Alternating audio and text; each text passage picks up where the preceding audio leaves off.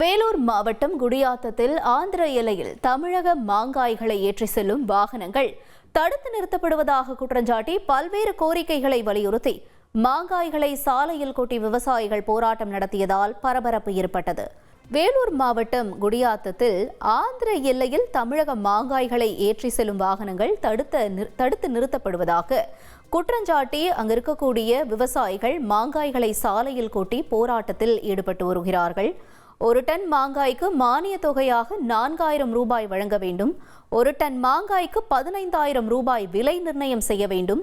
தமிழக மாங்காய்களை ஏற்றி செல்லும் வாகனங்களை ஆந்திர அரசு தடுக்கக்கூடாது உள்ளிட்ட பல்வேறு கோரிக்கைகளை விவசாயிகள் முன்வைத்து அங்கு மாங்காய்களை கையில் ஏந்தி ஆர்ப்பாட்டத்தில் ஈடுபட்டு வருகிறார்கள். காட்சிகள் வாயிலாக பார்க்கிறோம். செய்திகளை உடனுக்குடன் தெரிந்து கொள்ள உடனே சப்ஸ்கிரைப் பண்ணுங்க.